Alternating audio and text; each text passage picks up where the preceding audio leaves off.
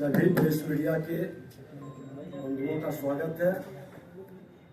नई सरकार की नई पहल के तहत हमारे विभाग के सचिव और निदेशक आज के कार्यक्रम के संदर्भ में बताए। आज बिहारी खनन योद्धा पुरस्कार वितरण का कार्यक्रम किया गया।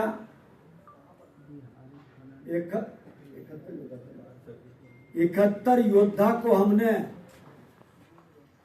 उनके पुरस्कार को उन तक पहुंचाया है।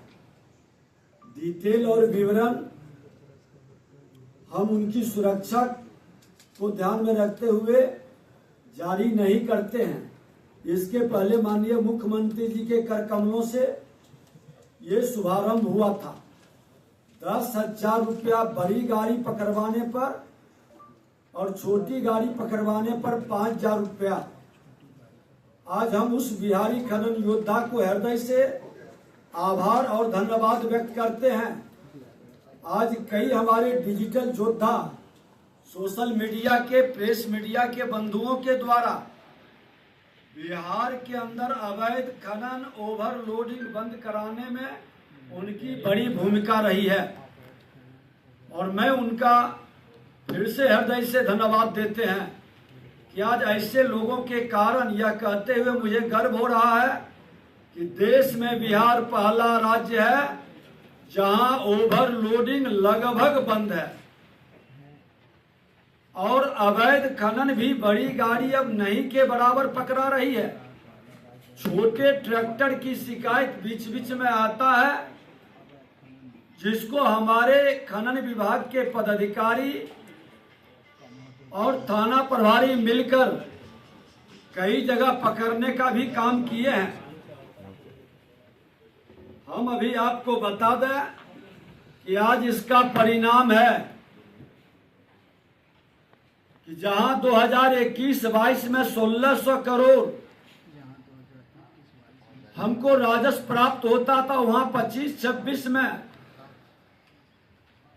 24-25 में हमने 3500 करोड़ से ऊपर राजस्व प्राप्त किया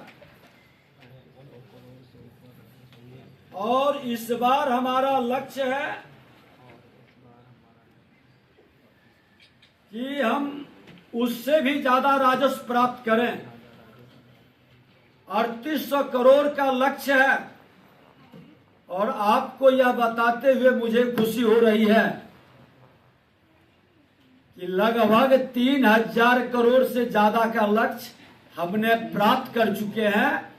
अभी हमारा मार्च माह का जो गोल्डन पीरियड होता है वो बाकी है, जिसमें विभाग के द्वारा 200 से 300 करोड़ आने की उम्मीद है और वर्क डिपार्टमेंट से भी लगभग 500 से 600 करोड़ आने का हमें उम्मीद है। तो इस बार भी हम लक्ष्य प्राप्त करेंगे। उन लोगों के मानसिकता जिन लोगों ने 78 घाट सरेंडर कर दिया। 4-5 साल के लिए घाट का टेंडर होता है और उन्होंने 1-2 साल काम करके 78 घाट सरेंडर किया, जिसमें लगभग 700 करोड़ से ऊपर का मेरा विभाग का नुकसान उन्होंने किया है। और ऐसे लोगों के बावजूद हम अपने लक्ष्य को प्राप्त करने की ओर सरकार कदम बढ़ा रही है।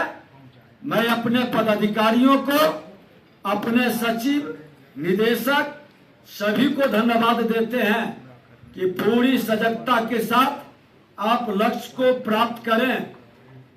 मुझे यह बताते हुए कि जिन लोगों ने घाट बंद करने का कारण दिया, बड़ा आश्चर्यजनक है कि मुझे नुकसान हो रहा है, नुकसान का कारण कि ये लोग बहुत ज्यादा रेट में डाक बोला था, डाक की बोली लगाया था इस उम्मीद के साथ कि नाजायज अवैध खनन से हम पूरा कर लेंगे। लेकिन बिहार सरकार, बिहार के माननीय मुख्यमंत्री जी के नेतृत्व में जो खनन पॉलिसी हमने लाया और विभाग की शक्ति के कारण वो अवैध खनन ओवरलोडिंग बंद हुआ। अब जिसके कारण उनको घाटा लग रहा है, वह घाटा की भरपाई वो सरेंडर करके अपने घाटे को बचाना चाहते हैं। ऐसे लोगों को हम लोग चिन्हित कर रहे हैं और उनका सिक्योरिटी मनी तो जब्त करेंगे ही, कुछ जगह तो पूरे सुनियोजित ढंग से कुछ बालू कारोबारी तो हम नहीं कहेंगे, बालू माफिया कुछ लोग मिल करके जो योजना बना के विभाग को सरेंडर करना चाहते थे कि विभाग सरेंडर करे। विभाग और सरकार माफिया को सरेंडर करा चुका है और बचे खुचे जो लोग हैं उनको भी सरेंडर करा देंगे। हमने एक पॉलिसी तय कर रहे हैं कि जिन लोगों ने घाट सरेंडर किया है, जिलाधिकारी के नेतृत्व में हमारे डीएमटीएफ जिला खनन टास्क फोर्स, जिसके अंदर डीएम, एसपी, एसडीओ, एसडीपीओ, सभी कार्यपालक अभियंता, खनन पदाधिकारी मिल बैठ के रेट तय करते हैं। जहां 3-3 बार टेंडर हो चुका और लोग डालने भी नहीं दिए हैं। माफिया का इतना वर्चस्व कि रेट कम करेंगे तो सरकार निश्चित तौर पर हम बंद पड़े घाटों का निपटा निकालेंगे। रेट हम रिवाइज करने का अधिकार जिलाधिकारी को दिए हैं कि वो प्रस्ताव दे, लेकिन वो लोग उसमें भाग नहीं लेंगे जिन लोगों ने सरेंडर किया है या जो उस कंपनी के अंदर पार्टनर या डायरेक्टर है। किसी भी कंपनी में वो पार्टनर और डायरेक्टर रहेंगे, वो लोग इस तरह के घाटों में भागीदारी नहीं करेंगे।